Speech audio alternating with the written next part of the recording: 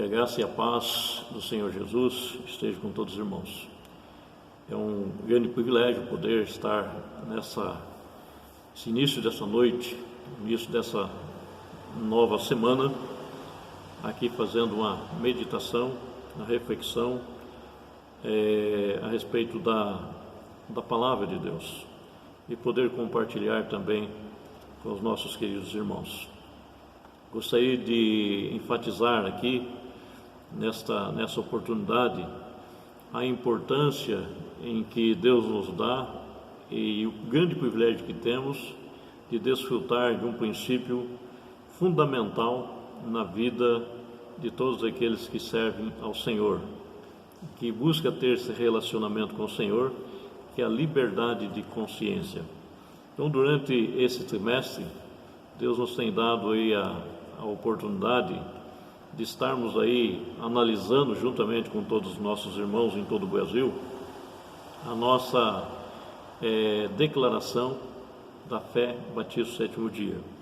Eu digo nossa porque essa declaração, embora ela deva ser entendido e também aceita por todos aqueles que professam e que reconhecem as Escrituras Sagradas como a única orientação de Deus para nós, é mais evidente que os batistas do sétimo dia, eles têm chegado a esse entendimento e têm buscado justamente não elaborar nenhum credo ou nenhum dogma em toda a sua existência como batista do sétimo dia, enfatizando então, assim, de forma livre, o estudo das Escrituras Sagradas e buscando por meio das Escrituras Sagradas um melhor entendimento da vontade de Deus.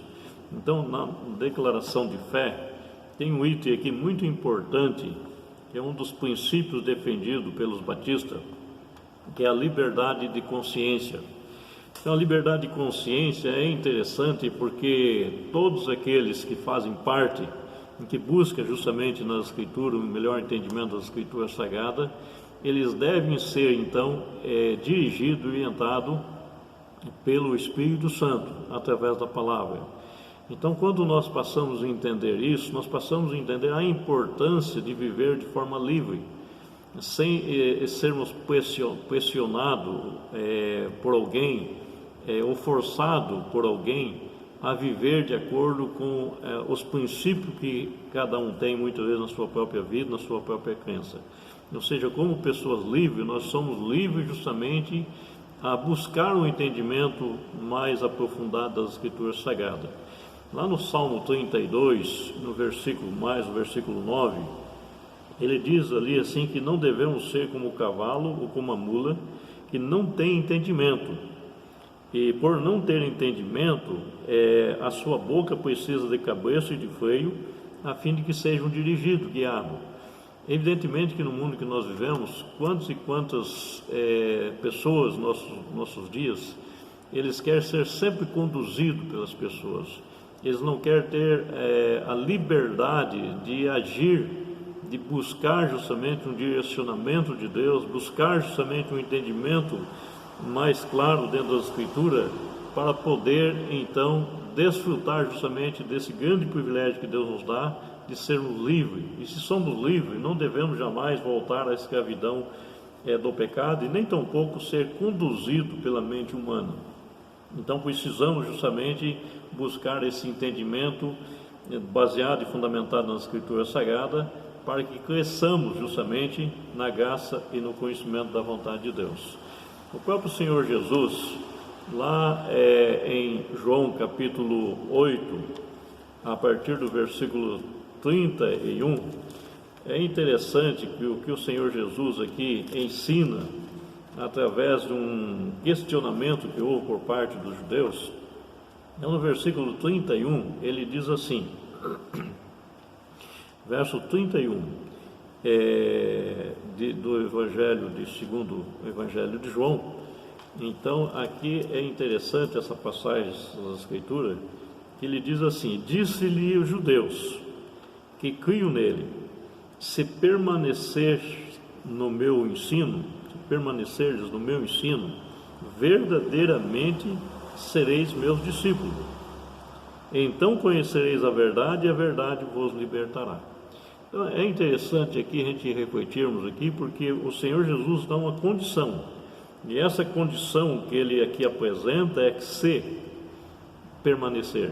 Então, se permanecer no meus ensinos, ou seja, nos ensinos da palavra de Deus, se nosso propósito for deixar-nos conduzir por meio das Escrituras Sagradas, então Jesus diz, então vocês serão meus discípulos. E aí o versículo 32, então conhecereis a verdade e a verdade vos libertará. E aí é interessante que na sequência do texto diz, responderam a ele, somos descendentes de Abraão, jamais somos escravos de alguém ou de ninguém. Como que dizes, sereis livres?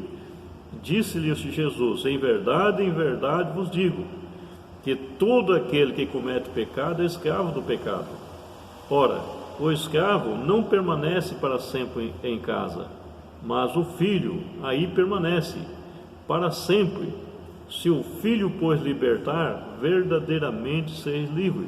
Então é interessante aqui essa passagem e o esclarecimento que o Senhor Jesus está dando aqui, que ele dirige para aquelas pessoas que estavam ali aparentemente seguindo. Ele diz, se vocês permanecerdes no meu ensino, vocês serão meus discípulos. E conhecereis a verdade, e a verdade vos libertará. Logo em seguida, eles questionam o Senhor Jesus, dizendo assim, mas nós não somos escravos de ninguém, nós somos descendentes de Abraão. E como dizeis, seremos livres? Então Jesus começa a dizer que todo aquele que é escravo do pecado, que comete o pecado, passa a ser escravo do pecado.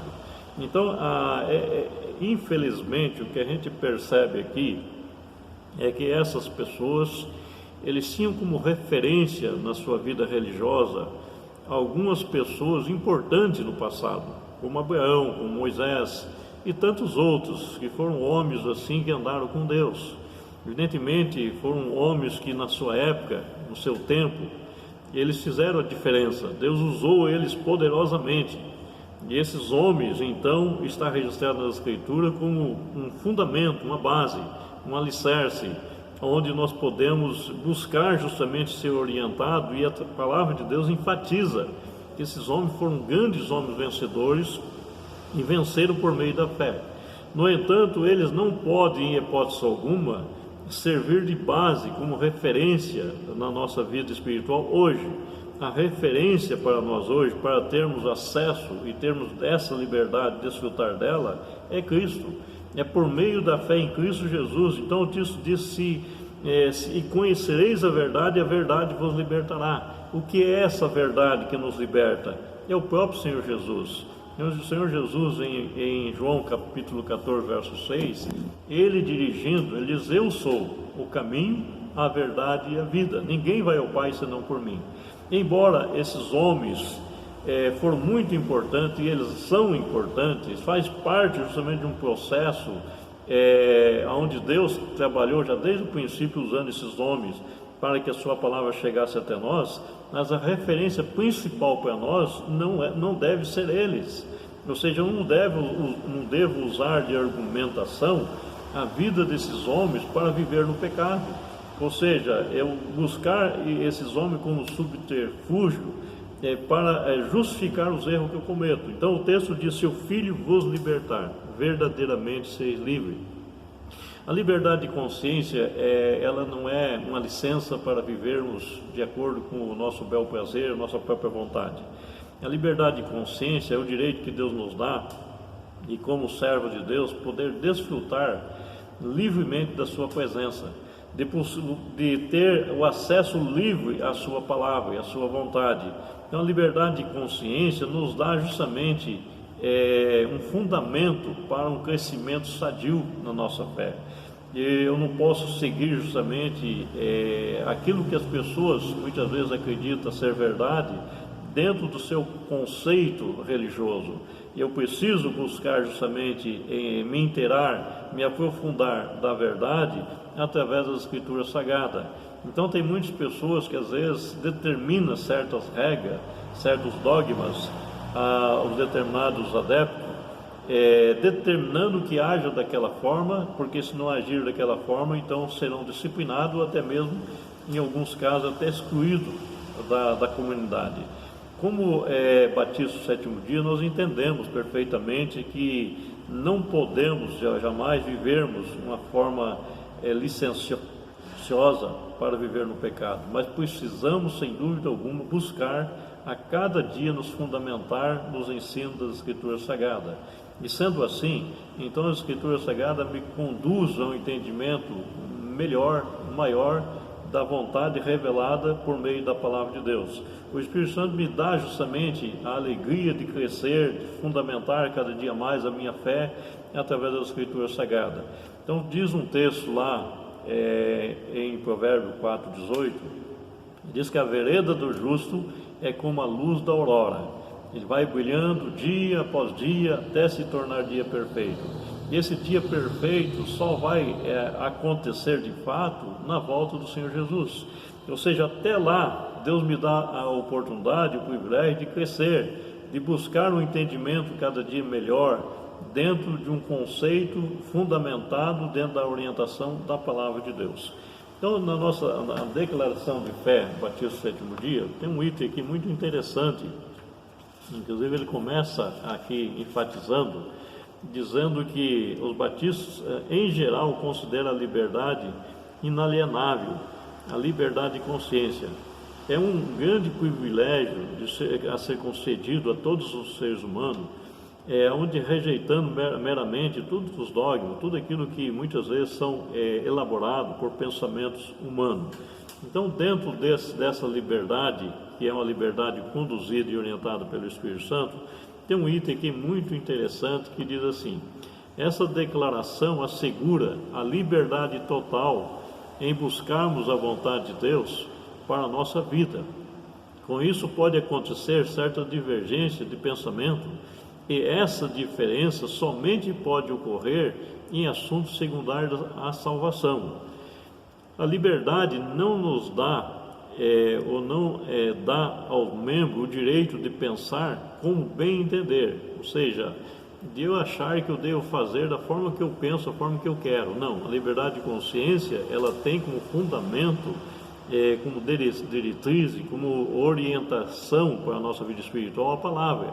Ou seja, a palavra de Deus, ela deve ser buscada e entendida como uma referência principal, como fundamento que vai delinear todo o processo no meu caminhar, da minha vida cristã. Então, é justamente por essa razão que a liberdade dá aos membros o direito de pensar, não nos dá o direito de pensar como bem entendermos, mas o direito de pensar conforme as Escrituras Sagradas e buscar um entendimento dia após dia a respeito das Escrituras Sagradas. Há assuntos que fazem parte de nossa coluna dorsal de crença, os quais todos devem professar e aceitar. Essa base de convicções comuns está expressa na declaração de fé, e principiamos o estudo com a questão da liberdade de consciência. Nos assuntos não abordados por nossa declaração, temos a liberdade de discordar, de pensar diferentemente, no entanto, é preciso enfatizar que a liberdade individual de crer em alguns aspectos diferentemente dos outros membros não permite a prerrogativa de pregar ou forçar os demais membros a abraçar a mesma convicção.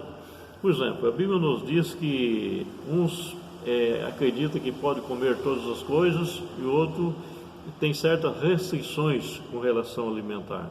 Ou seja, eu não posso, em hipótese alguma, forçar as pessoas a pensar como eu penso.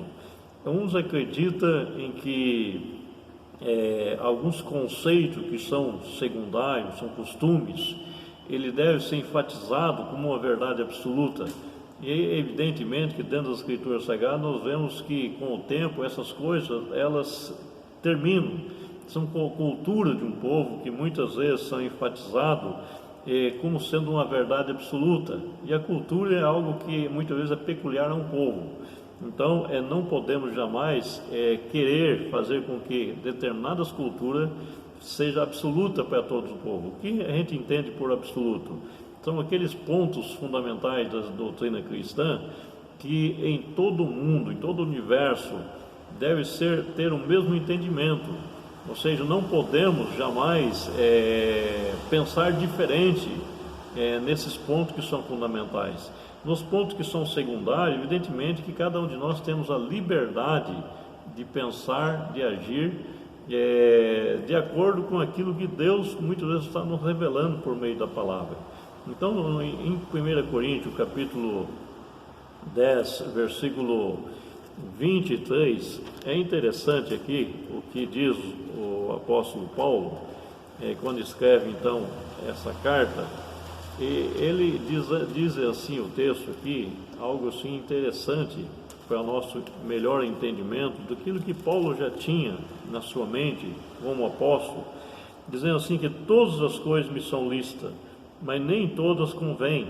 Todas as coisas me são lícitas, mas nem todas edificam.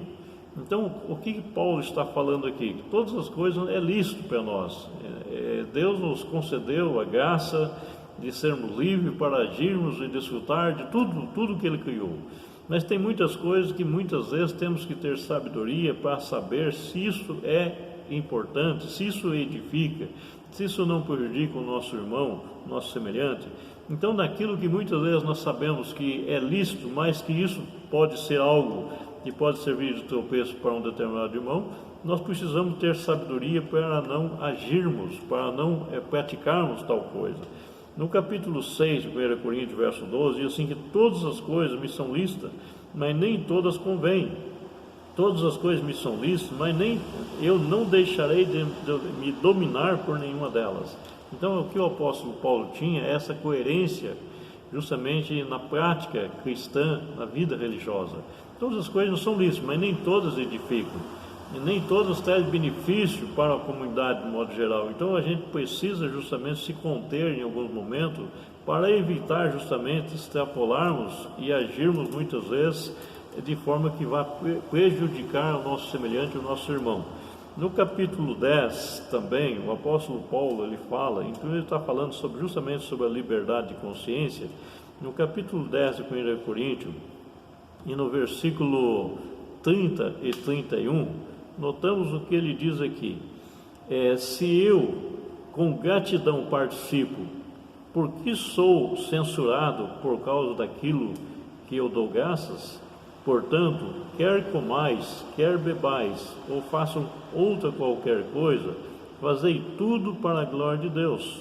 Então é interessante que quando a gente passa a ter um entendimento, justamente dentro da liberdade de consciência, que o foco principal é o reino de Deus, é a vontade de Deus, então quer comais ou quer bebais, ou faça qualquer outra coisa, devemos fazer com o objetivo, justamente visualizando na nossa vida o reino de Deus, ou seja, aquilo que não vai proporcionar escândalo, ou que não vai denegrir a imagem da vida cristã. Inclusive no versículo 32, ele diz assim: como também eu em tudo agrado a todos, não buscando o meu próprio proveito, mas o de muito, para que assim o possam salvar. Então no versículo 32 diz: não torneis causa de tropeço, nem para os judeus, nem para os gentios, nem para a igreja de Deus, como também em tudo eu procuro agradar a todos, não buscando o meu próprio proveito. Então Paulo muitas vezes se situava, ele tinha um entendimento diferenciado na sua vida, com certeza dirigido e orientado pelo Espírito Santo, e quando ele chegava a uma determinada comunidade, logo ele passava a conhecer aquela comunidade, e tudo o que ele fazia ali, olhando em questões secundárias, que são questões assim que não são implicativas no sentido de salvação, ele procurava então se conter em algum momento e buscar justamente um entendimento dentro de uma visão cristocêntrica, para que aquelas pessoas não viessem muitas vezes ter uma certa dificuldade para um entendimento melhor da Escritura Sagrada. Então a Bíblia nos diz que quando nós éramos criança, não era menino, agiam como menino, pensavam como menino, mas logo que a gente chega a ser grande, a gente desiste das coisas de menino, para poder agora evoluir e passar num processo de crescimento, de maturidade na vida cristã. Então, quando se fala de menino, a gente fala e pensa justamente do cuidado que a gente tem com uma criança quando está em fase de crescimento. Ou seja, até aquilo que nós damos com alimentação é diferente, evidentemente, da alimentação que propriamente nós nos alimentamos e também oferecemos ao outro. A criança precisa de um cuidado especial, naquilo que se fala, naquilo que muitas vezes, o cuidado especial que tem para com a criança. E assim, nós como igreja, a gente precisa buscar essa maturidade, esse crescimento dentro da Escritura Sagrada para não servir de tropeço para ninguém. Então, o que o apóstolo Paulo está dizendo aqui é justamente que dentro da liberdade cristã que temos para desfrutarmos justamente desse grande privilégio, a gente precisa termos justamente o cuidado para não servirmos de tropeço para ninguém. No livro de Gálatas, o apóstolo Paulo, ele teve aqui um problema bastante sério assim, para resolver e para conduzir aqueles irmãos justamente no melhor entendimento das Escrituras Sagradas. Então, no capítulo 5 diz assim: Cristo nos libertou para que de fato venhamos ser livres. Estais, pois, firme, e não vos torneis a colocar debaixo do jugo da escravidão. Ou seja, o que o apóstolo Paulo está falando aqui, que Cristo nos libertou. Se somos libertos, não devemos voltar ao jugo do pecado, ou a um entendimento contrário às Escrituras Sagradas, na revelação final da Escritura. Por exemplo, aqui Paulo estava falando com relação às pessoas que tinham entendimento que para ser cristão precisava ainda manter justamente o costume que se tinha de todas as crianças ao nascer, ao 8º dia, ser circuncidado. Jesus ele diz claramente que a circuncisão verdadeira não é mais exterior, é a circuncisão interior, que deve acontecer no coração. Então, se Cristo nos libertou, a verdadeira circuncisão já aconteceu. Então, eu não preciso mais viver agora num processo secundário, superficial, de uma circuncisão exterior. Então, a circuncisão verdadeira aconteceu já na minha vida. Eu preciso perseverar nesse entendimento. Então, como Cristo nos libertou, então que de fato possamos seguir como livre. E o texto diz: estejam firmes e não vos deixe novamente se colocar debaixo de jugo.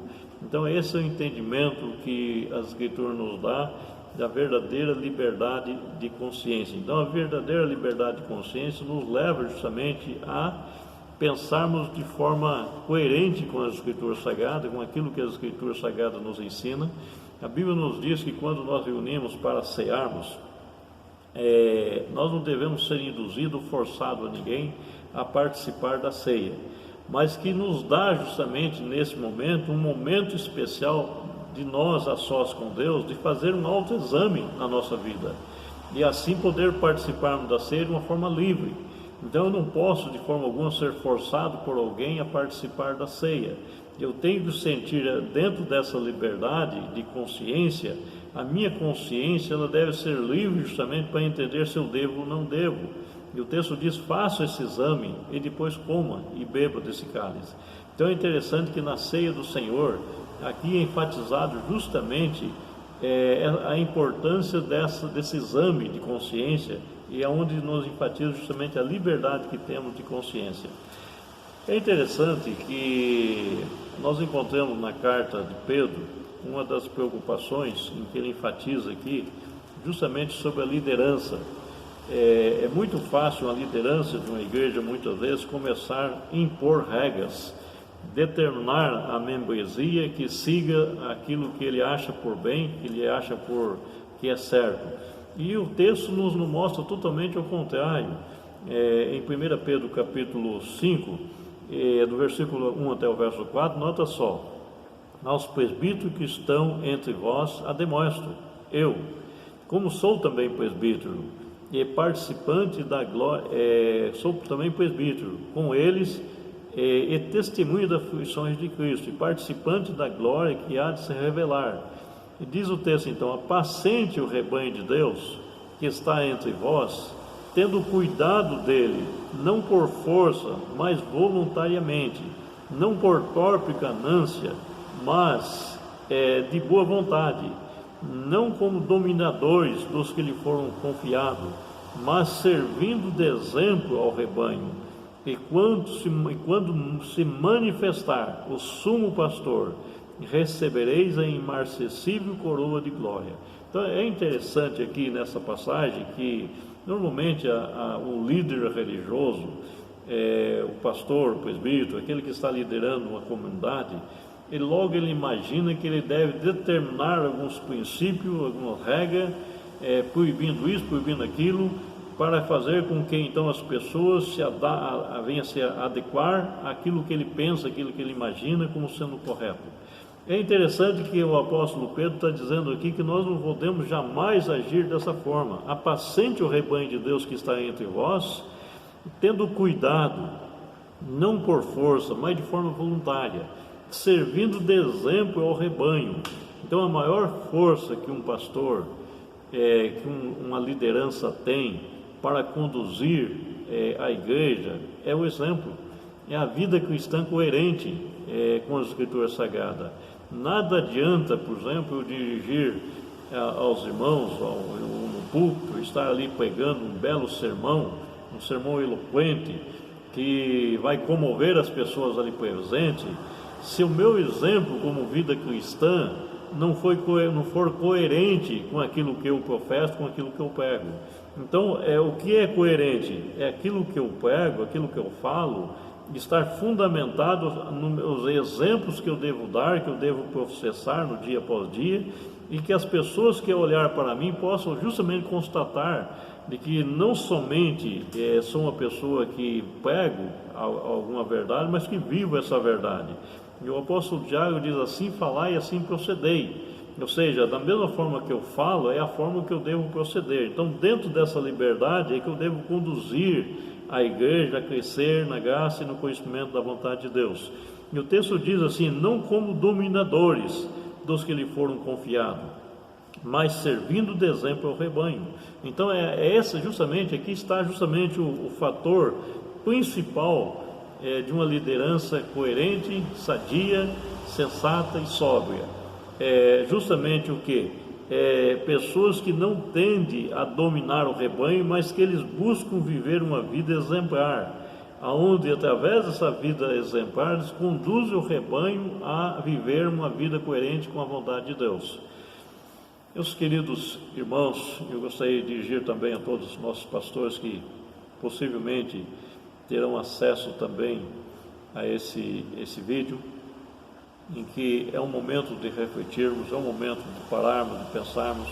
Quando nós falamos em liberdade de consciência, justamente algo importante, difícil muitas vezes, da gente vivermos essa liberdade na sua essência, porque normalmente as pessoas às vezes querem ser radical demais ou relapso às vezes em outras partes. Então precisamos ter um certo equilíbrio.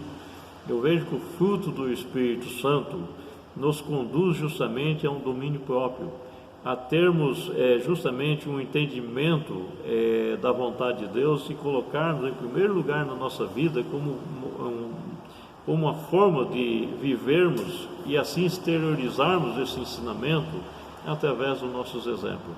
Então que todos aqueles que tentaram dominar, tentaram impor regras, infelizmente se deram mal. Eu soube de um caso de um pastor, inclusive muito querido ele, e em um determinado, isso foi mais ou menos na década de 80, 1980, e ele ao receber, foi empossado numa determinada igreja, não uma igreja batista Sétimo Dia, e não quero aqui citar o nome também para não prejudicar esses irmãos que lá congregam, mas esse pastor, ele tomou uma decisão de proibir toda a igreja, as mulheres de cortar o cabelo, de usar calça comprida, proibiu também os homens de usar bermuda, enfim, colocou algumas regras, proibindo também de assistir novela, enfim, por 40 dias. Então, durante esses 40 dias seria um tempo de adaptação, um tempo onde essas pessoas deveriam então se afastar de tudo aquilo que estaria contrariando essas regras impostas por esse pastor. O que aconteceu com ele foi o seguinte: passou-se 2 semanas, e ele, ao visitar os irmãos, ele começou a perceber de que aquelas regras nada estava adiantando. E quando chega então os 40 dias, ele chegou à seguinte conclusão: de que, na verdade, houve na sua vida uma grande frustração. O que aconteceu com ele? Ele foi embora, ele abandonou a igreja e ele foi para o norte. Lá, esse pastor acabou fazendo parte do movimento Sem Terra. Infelizmente, irmãos, quando a gente coloca regras, quando a gente começa a entender de que as pessoas têm que ser conduzidas por dogmas, nós caímos num grande equívoco, grande erro, de muitas vezes nós mesmos ser decepcionados. A frustração que nós vamos ter é muito grande, porque se Deus não conduzir a igreja, se Deus não der o temor que é devido à igreja, e a liderança precisa proporcionar isso pelo ensino da palavra, evidentemente vai acontecer isso. A gente vai justamente ter uma grande frustração, porque a gente não vai alcançar. Os seres humanos, eles por natureza são falhos, e não significa porque somos cristãos, porque abraçamos a fé, que muitas vezes não agimos de forma incoerente com aquilo que nós mesmos professamos. Então, quando nós colocamos regras, dogmas, nós estamos limitando as pessoas debaixo de ensinamentos que não é bíblico, porque todos nós precisamos ter consciência da nossa